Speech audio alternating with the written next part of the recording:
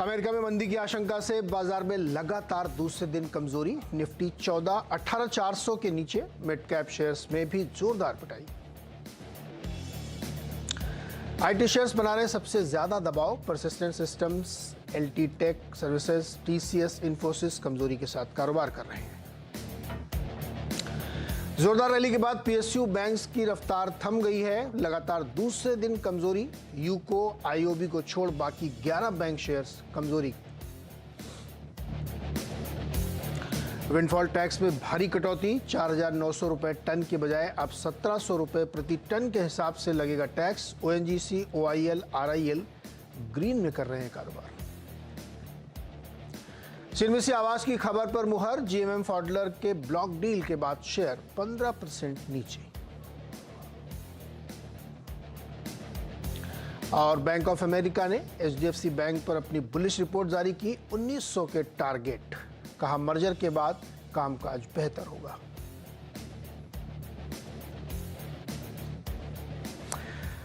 स्वागत है आपका ट्रेडर्स हॉटलाइन में। और जैसा कि हम लोगों ने देखा कि बाजार कमज़ोर हो रहा है, लगातार ऊपरी स्तरों पर इस पर प्रेशर बना हुआ है। और कल शाम से जो ये दबाव शुरू हुआ है वो दबाव लगातार अभी भी बना हुआ है। निफ्टी लगभग 100 पॉइंट कह सकते हैं आप, 92 पॉइंट कमज़ोरी के साथ 18,322। कल जब चर्चा हुई थी तो उसमें ये माना जाता है 18,500 नहीं तोड़ना चाहिए, लेकिन वो सब टूट गया। 18,321। और बैंक निफ्टी 350 पॉइंट करीब कमज़ोर है।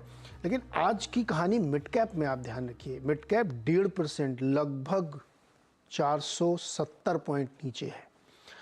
एडवांस डिक्लाइन देखिए आप, 768 शेयर्स जो है तेजी के साथ काम कर रहे हैं। 1987 शेयर्स कमजोरी के साथ, यानी जो रेशियो बनता है 1:2.6। ये जो क्रॉस बना है लाल और हरे लाइनों का, ये दिखाता है कि गिरावट ब्रॉडर मार्केट में ज़्यादा है दिग्गजों के मुकाबले। इसीलिए आपको मिड कैप इंडेक्स 1.5% कमज़ोर काम करता हुआ दिख रहा है यहाँ पे। तो ऐसे में आपको क्या करना चाहिए, कैसे सिचुएशन को समझना चाहिए, इन सबको हम समझने की कोशिश करेंगे। गाबा सर हमारे साथ जुड़ गए हैं। गाबा सर, अब यहाँ से नीचे का सपोर्ट कहाँ है? 18,500 तो गया। अभी नेक्स्ट लॉजिकल जो राउंड फिगर है वहीं पर 18,000 के आसपास, 18,200 और 18,000। एक्चुअली हमने जो कल पैटर्न देखा है, एक हेड एंड शोल्डर पैटर्न देखा था, उसका जो टारगेट है डाउन साइड 18,200, 18,000, ये एक जोन है, वहां तक आना चाहिए। कि हेड एंड शोल्डर पैटर्न का कम से कम 100% टारगेट होता है, वो आना चाहिए मेरे ख्याल से। उससे ज्यादा भी हो सकता है, क्योंकि परसों जो हमने 14th को जो हमने बार बना हुआ है, एक आइलैंड रिवर्सल बार बना है, वैसा एग्जैक्टली सेम बार बना था 1 दिसंबर को। तो उसको तो रिस्पेक्ट देना चाहिए। 3-4 दिन अगर डाउन मिलता है तो पॉसिबल है। तो आज तो पहला दिन है, या दूसरा दिन कह सकते हैं, 2 दिन और पॉसिबल है। ओके, तो ये तस्वीर। अच्छा गाबा सर, आपने देखिए सलाह आपकी कितनी काम आई। जो छोटे वाले सरकारी बैंक थे जहाँ बड़ी तेजी थी, आप बार बार अलर्ट कर रहे थे कि अब वहाँ पे हिम्मत नहीं हुआ। देखिए आज वो सब नीचे है। तो सही समय पर सही जानकारी का ये फायदा होता है, गाबा जी ने दिया। चलिए फटाफट 2 सवाल लेते हैं। कमलेश कुमार जी दिल्ली से हमारे साथ जुड़ रहे हैं। कमलेश जी नमस्कार, बताइए क्या सवाल है। नमस्कार सर जी। हिंदुस्तान एरोनॉटिक्स का हमने शेयर लिया है सर 2724 पे। ओके, 56 शेयर है सर। तो अब क्या करना है? बेचने का मन कर रहा है क्या? नहीं सर, कितने क्या करें, होल्डिंग करें? अभी 1-2 महीने का व्यू हम दे सकते हैं उसमें।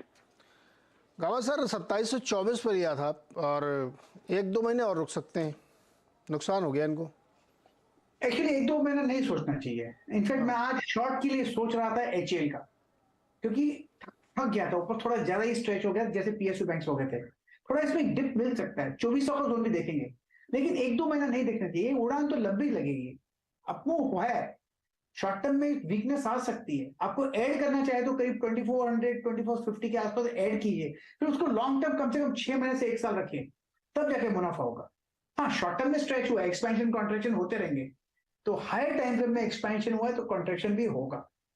तो मेरे ख्याल से होल्ड कीजिए, बस लॉस बुक नहीं करना चाहिए स्टॉक में, चलेगा, अच्छा स्टॉक है फंडामेंटली। तो कमलेश जी रुकना पड़ेगा आपको, अगर आपको मुनाफा कमाना है तो। महीने 2 महीने के हिसाब से तो नहीं है, अभी कमज़ोरी दिख रही है। अगला सवाल लेते हैं। हमारे साथ हैं राकेश शाह शिलोंग से। राकेश जी नमस्कार, बताइए क्या सवाल है। नमस्कार सर, मेरे पास ग्लोबल स्पिरिट है सर, इसको होल्ड करना ठीक रहेगा या सेल कर दूं? कहा सर ग्लोबल स्पिरिट 748 पे लिया है और 900 है। ये उससे भी ऊपर गया था, लेकिन अभी भी इनके भाव से ऊपर है। रुकना चाहिए, इसमें बने रहना चाहिए। प्रॉफिट में बैठे हैं और अच्छा आपको भी मिला है, एक बार तो प्रॉफिट ले लो। नीचे आया तो ऐड करना, नहीं आया तो कोई दूसरा स्टॉक ढूंढना, कम से कम प्रॉफिट तो मार्क कीजिए। देखिए मार्केट में होप नहीं चलता, लाइफ में होप चलता है। अब पैसा है, मिल रहा है, प्रॉफिट दिखता है, फिर आप सोचोगे नहीं और ऊपर जाएगा ऊपर खींचने के बाद, लेकिन निकल दो पैसे आप। मुझे लगता है लोअर लेवल में 800 में बहुत ही स्ट्रॉन्ग सपोर्ट है, जो आपका वहां पर बार बना हुआ है। अगर नीचे आता तो फिर लीजिएगा, नहीं आता तो कोई बात नहीं, एटलीस्ट प्रॉफिट तो मिलेगा ग्लोबल स्पिरिट्स। ओके, तो थोड़ी सी प्रॉफिट लेना भी सही समझदारी भरा फैसला होता है हमेशा। तो यहाँ पे आपके लिए राय है। गाबा सर, अब थोड़ा सा रुकिएगा, एक बहुत इंटरेस्टिंग रिपोर्ट आई है, जरा उस पर हम बातचीत करना चाहते हैं। एमएसएमई सेक्टर पे बात करेंगे और हमारे साथ बेल एंड सी इन्वेस्ट के फाउंडर और एमडी अमित रतनपाल जी हैं। ये एक बहुत ही दिलचस्प और बड़ी रिपोर्ट है एमएसएमई सेक्टर के लिए। इस वक्त जो है कहाँ अपॉर्चुनिटीज़ बन रही हैं और इसकी हम लोग लगातार बात करते हैं, क्योंकि ये सेक्टर हमारे जीडीपी का करीब 30% कंट्रीब्यूटर है, सबसे बड़ा एम्प्लॉयर है, और अभी भी इसमें जो फंडिंग हो रही है वो उसका बड़ा चंक अनऑर्गेनाइज्ड है, बड़े प्लेयर्स की तरफ से नहीं है। तो किस तरह की अपॉर्चुनिटी बन रही है और क्या नए ट्रेंड निकल के आएंगे, ये समझने की कोशिश करते हैं। रतनपाल जी, बहुत बहुत स्वागत है आपका सीएनबीसी आवाज़ पर। ये आपकी जो बहुत ही विस्तृत रिपोर्ट है जो मैंने पढ़ी, बहुत ही इंटरेस्टिंग फिगर्स हैं इसमें, कि आपके हिसाब से जो एमएसएमई पे आपने जो रिपोर्ट बनाई है, इसका मेन थीम क्या है और इसको कैसे रीड करना चाहिए? मेन थीम है कि अगर आप देखेंगे इंडिया में 65 बिलियन एसएमईज है, बहुत सारे लार्ज एसएमईज है। उनको हरदम तकलीफ होती है कि आप उनको 5 दिन के लिए पैसा चाहिए, कभी 6 महीने के लिए फॉर ग्रोथ चाहिए, and no one is there to give them money. And when we found that there are so many people in different parts of India where they need money and no one is able to provide them, and we did a research where we went to many states like Madhya Pradesh, Maharashtra, UP and all that, and at that point of time we realized that उनको मालूम ही नहीं है कि कैसे fund raise करना चाहिए। And basically इनको 4 basic problem है कि एक तो एक्सेस टू क्रेडिट, कि उनको मालूम ही नहीं है कि देयर आर बैंक्स है, एनबीएफसी है, मेनी अदर इंस्टीट्यूशन है जो उनको लोन दे सकती है rather than the local money lenders. So एक ये है। दूसरा चीज अगर आप देखेंगे फ्रॉम अ बैंक और एनबीएफसी के पर्सपेक्टिव से, कि बिकॉज बहुत सारी ट्रांजेक्शन उनकी कैश में होती है, 5 रुपया का कुछ खरीदते हैं, कोई 2 रुपया का खरीदते हैं, तो उस टाइम सबसे बड़ी चैलेंज होती है कि उसकी आप अंडरराइटिंग कैसे करोगे, आप उनको कितनी अमाउंट की लोन दोगे। That is the second challenge.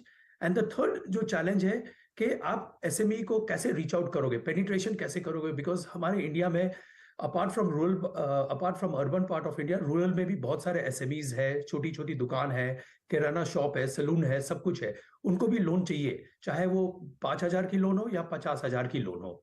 And the last is कि अगर आपने लोन दे दिया, कलेक्शन कैसे करेंगे। सो ये 4 चीज जब हम लोग ने देखी इज अ मेजर प्रॉब्लम। इसके हिसाब से हमने बहुत सारे डिफरेंट बिजनेस मॉडल इवेल्युएट किए, ऑलमोस्ट 9 बिजनेस मॉडल इवेल्युएट किए, एंड उसके बाद हम लोग ने फाइंड आउट किया दैट ये 9 बिजनेस मॉडल में से 4 बहुत ही यूनिक बिजनेस मॉडल है। We can solve majority of the problem of this SMEs. So that was the thesis and the basis of which we started this particular report sir. Amit ji, एक बहुत interesting चीज आपकी इस रिपोर्ट में है, OCEN, open credit enablement network. ये क्या है और इसको कैसे अप्लाई किया जाए? ये बहुत इंटरेस्टिंग लगा मुझे पढ़ने के बाद। अगर आप देखेंगे गवर्नमेंट ने लास्ट 4 या 5 साल से बहुत सारे इनिशिएटिव किए, जैसे Aadhaar enable payment services, UPI government ने निकाला, फिर ई-केवाईसी निकाला, डिजिटल लॉकर निकाला, and the last piece which government has recently come out is open credit system, जहां पे क्या होता है कि बहुत सारे एसएमईज आ सकते हैं उस पर्टिकुलर ओपन क्रेडिट में, and even banks can be part of it. And because हमारे पास बहुत सारे डेटा है, जो अंडरराइटिंग की मेजर प्रॉब्लम है, जो पेनिट्रेशन की मेजर प्रॉब्लम है, that is what the government is trying to solve through the open credit system, जहाँ पे आपको उनकी क्रेडिट हिस्ट्री है, आपको मालूम है वो कितना रुपया का बिजनेस करते हैं, क्या उनकी एक्सपेंसेस है, basis that one can avail low.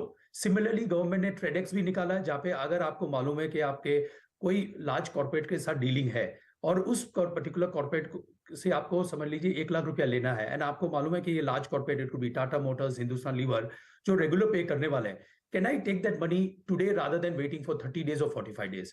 So this is again one part of the government initiatives to enable the MSMEs to avail credit in India. आपकी रिपोर्ट से पढ़ के तो मुझे तो एक्चुअली पहली बार ही पता चला कि उत्तर प्रदेश में सबसे ज़्यादा MSMEs हैं और उनकी संख्या एक्चुअली बहुत ज़बरदस्त है, जबकि वहाँ पे ऐसी बहुत लार्ज इंडस्ट्रियलाइजेशन तो है नहीं, फिर भी वहाँ पे इतनी कंपनीज है छोटी छोटी काम कर रही। एक चीज़ बताइए अमित जी, जो बहुत सारी माइक्रो फाइनेंस काम कर रही हैं, अनगिनत होंगी बहुत जगहों पे, क्या वो लोग इस गैप को ब्रिज नहीं कर पा रहे हैं क्या? सी माइक्रो फाइनेंस जो मॉडल है वो इंडिविजुअल लोन देते हैं एंड वो ग्रुप लेंडिंग में वो करते हैं, but at the same time अगर आप देखेंगे कोई सलून शॉप है, कोई किराना शॉप है, वो भी एक अलग टाइप के आई वुड से बिजनेस वाले हैं, एंटरप्रेन्योर है, माइक्रो एंटरप्रेन्योर। अब उनको कौन लोन देगा? और उनकी जो लोन की रिक्वायरमेंट हम लोग ने देखा कि उनको लोन जो चाहिए 5 दिन के लिए चाहिए, 15 दिन के लिए, 40 दिन के लिए चाहिए। आज के दिन अगर आप देखेंगे most of the micro finance या NBFC इवन द बैंक उनको टर्म लोन देते हैं 10 दिन, 20 दिन, 50 दिन के लिए, लॉन्गर पीरियड के लिए। तो उसके कारण क्या होता है कि हरदम उन लोग को मिसमैच होता है कि भैया मुझे तो चाहिए लोन 40 दिन के लिए, तुम मुझे 6 महीना या 12 महीने के लिए आप क्यों देते हो? एंड बिकॉज ऑफ दैट उनका इंटरेस्ट रेट्स हाई होता है। What we found that supply chain finance, say for example, आज आपको मालूम है ITC एज एन एग्जांपल, वो बहुत ही उनके ऑलमोस्ट 2-3 लाख किराना शॉप है, आपको मालूम है उनकी रोज डेली रेगुलर ट्रेडिंग किया था। नाउ उनके इनवॉइस के बेसिस में अगर आप उनको लोन दोगे for a very short period, that becomes a good solution for them. Not only that, उनकी रीपेमेंट जो है आप एज लो एज 5 रुपया 10 रुपया भी कर सकते हो। सर इसमें ये बताइए आप लोग कैसे इसमें रोल प्ले कर रहे हैं? BLNC क्या इसमें रोल प्ले कर रही है? आप लोग कैसे इनको ऑन बोर्डिंग कर रहे हैं? या सो अगर आप देखेंगे Blink Invest is a investment management firm and we only invest in 2 sectors, that is education and financial services. So one of the companies where we recently invested is called Finnec Technologies, जो supply chain finance करती है। आज वो per month 150 से 200 करोड़ की loan MSME को देते हैं एंड उसमें से ऑलमोस्ट 30% ऑफ द लोन जो उस SME को देते हैं जो फर्स्ट टाइम क्रेडिट है, जिसने कभी भी पैसा नहीं लिया है, उसमें से ऑलमोस्ट 25% जो लोन देते हैं वो वुमेन एंटरप्रेन्योर को देते हैं। And this we are doing through a supply chain finance, जहां पे आप एज लो एज 3000 का लोन भी दे सकते हो और उनकी रीपेमेंट जो होती है ना, वो लिटरली 2 रुपया से लेके 5 रुपया पर डे भी हो सकती है। कि आज समझ लिया किसी ने कैडबरी खरीदी या चॉकलेट खरीदी, उसका आपको मालूम है कि 20 रुपया आया, आप इमीडिएटली उसको लोन रिपेमेंट कर लीजिए। सो उस कंपनी के बेसिस में they've created a very robust technology and on that basis we are investing and empowering the MSMEs to grow the business as well. एक बड़ा इंटरेस्टिंग चीज़ है, अगर आपके सर्वे में ये गेज हुआ तो मुझे बताइएगा कि बहुत सारे लोग कहते हैं कि MSME को फंडिंग की उतनी प्रॉब्लम नहीं जितनी डिमांड की प्रॉब्लम होती है, जितना उनको मार्केटिंग की दिक्कत होती है। आपके हिसाब से क्या सबसे बड़ी समस्या उनकी?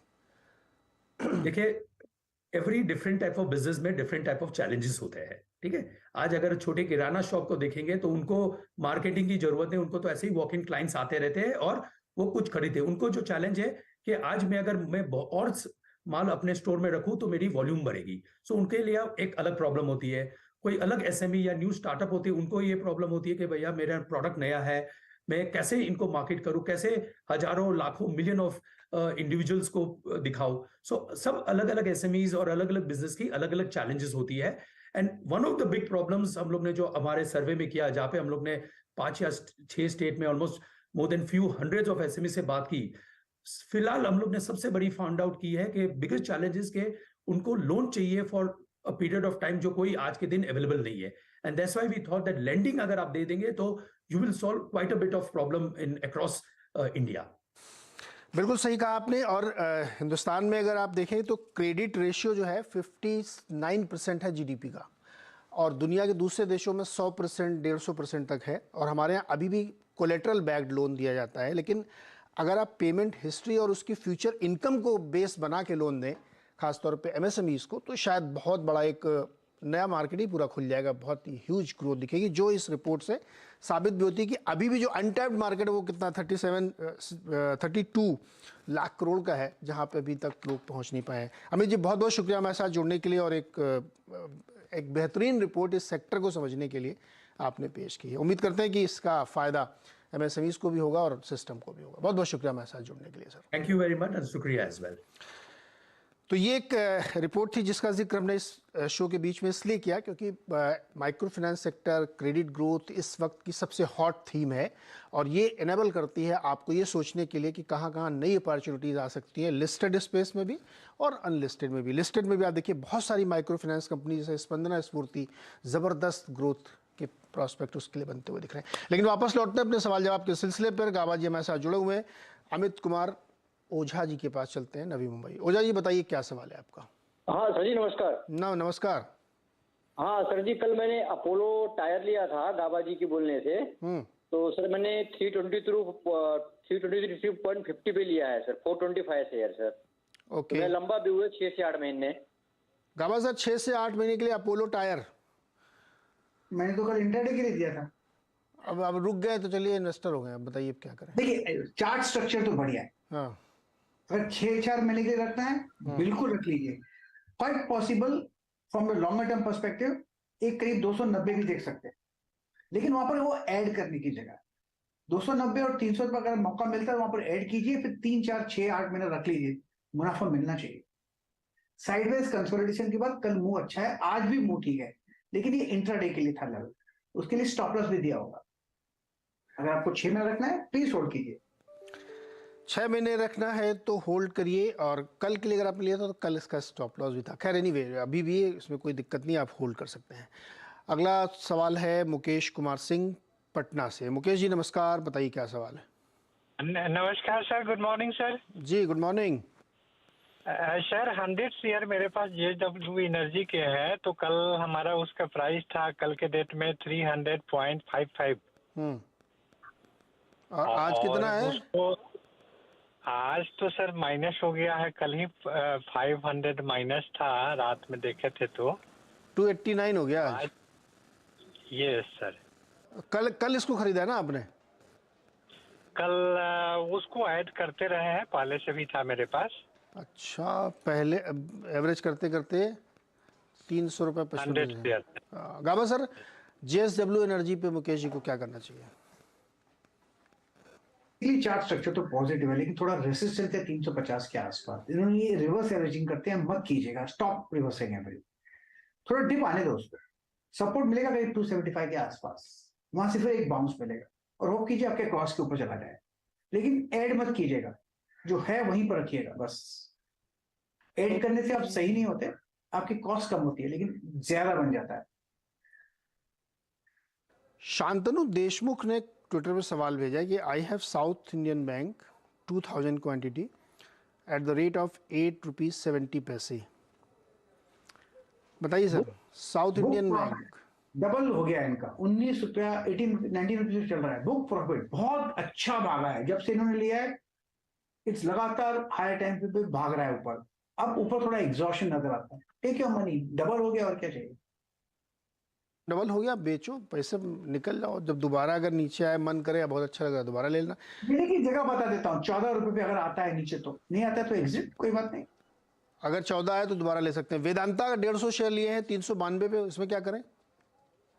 392 बेचे हैं भाई। मेरे ख्याल से स्टॉक लॉन्ग टर्म के लिए होल्ड है। वेदांता हो सकता है लोअर लेवल देखने को मिल रहे, डिप मिल सकता है 295 के आसपास, स्ट्रॉन्ग सपोर्ट जोन है, लेकिन मुझे लगता है कि होल्ड कर, लॉन्ग टर्म के लिए होल्ड है स्टॉक।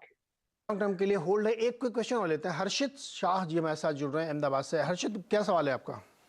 Sir good morning. मैंने वेंकीस से ली है 2090 पर और 20 नंबर। तो सर अभी क्या करूं, होल्ड करूं कि रहने दूं? मेरा होल्डिंग पीरियड है 6 to 8 मंथ। गावा सर वेंकीज 6 से 8 महीने रुक सकते हैं। ये अभी इनके भाव से 100 रुपए नीचे आ गया है। Nothing to worry. ये मेरे ख्याल से पिछले हफ्ते भी ये स्टॉक आया, किसी ने पूछा था। अभी जो लेवल है 1800 के आसपास, वहां पर एक बॉटम आउट हुआ ऐसा लगता है। तो यहाँ पे ज्यादा गिरावट नजर नहीं आती। ये जगह खरीदने की, ये कह सकता हूँ, जगह खरीदने की तो आपको होल्ड करना चाहिए। कहां तक जा सकता है? हो सकता है 2400 2600 भी पॉसिबल है, लेकिन उसे वक्त लगेगा। अच्छा है कि आप कह सकते हैं, कहते हैं कि आप होल्ड कर सकते हैं, बस होल्ड कीजिए। 100 रुपए का रोज मत देखिए, आजकल में मत देखिए, लेकिन मुझे लगता है स्ट्रक्चरली बाउंस करने की जगह अच्छी है। आपने लिया ठीक है, थोड़ा महंगा लिया, nothing to worry, but hold कीजिए। होल्ड करिए। इसमें 2600 तक भी जा सकता है और ये इसका बिहेवियर बहुत हाई बीटा है। चिंगारी अगर लग गई इसमें तो ये फिर 200 रुपये 300 रुपये रोज चलता है। तो आप होल्ड कर सकते हैं इसको, लेकिन गावा सर ने जो लेवल सुझाए हैं उस पर ज़रूर ध्यान रखिए। गावा सर, शुक्रिया हमारे साथ जुड़ने के लिए, दर्शकों की मदद करने के लिए। और thank you. Man in black आ चुके हैं। नहीं, पूरा नहीं आज वो ब्लू रह गया। वो आपका वाला शर्ट मिल जाता तो पूरा हो जाता लेकिन आधा ही रह गया, ब्लू रह गया। तो क्या क्या खिलाड़ियों के संभव चल रहा है? अरे पहले बाजार देखिए ना, क्या ही बेचारे खिलाड़ी। 18,300 के नीचे निफ्टी चला गया 2 दिन में। कल 18,600 पे हम यही बात कर रहे थे और आज 18,290 पे खड़ा है। तो खिलाड़ी फिर भी बेचारे 7-8% तो निकाल ही लिए। शॉर्ट करके बना रहे होंगे। हाँ, 2 मेजरली देखिए, कल तक तो किसी को नहीं पता था कि बाजार शॉर्ट जाना है। कल तक तो सभी तेजी में थे। सेकंड हाफ से ये डिसाइड हुआ कि बाजार में मंदी आनी चाहिए और बिकवाली होगी। आज देखते हैं कॉल शायद मंदी की आ गई होंगी, लेकिन फिर भी मेजरली सबके रिटर्न 7%, 8% के आसपास के पॉसिबल देखने को चिंता मुझे मिड कैप की हो रही है। 550 पॉइंट नीचे है, 0.25%। हाँ, तो एक्चुअल में कल भी यही ब्रॉडर मार्केट में से ब्रॉडर मार्केट बहुत तेजी से बिकवाली में आया था। तो आज फ्रंट लाइन इंडेक्स को किसी तरह से हैवी वेट्स रोक रहे हैं। 1.5% नीचे मिड कैप इंडेक्स, 1.5% से ज्यादा नीचे स्मॉल कैप इंडेक्स, 1% नीचे स्मॉल कैप इंडेक्स। तो जो ऑलरेडी चला नहीं है वो और टूट गया है। तो ज्यादा बड़ा कंसर्न ये है, 10% तो ऑलरेडी ये निगेटिव है इस साल में, और उसके बावजूद इतनी बिकवाली है। तो देखते हैं कि खिलाड़ियों का क्या अपडेट है, बाजार की दिशा दशा कितनी बदली है, क्या मान रहे हैं जानकार। छोटे से ब्रेक के उस पार।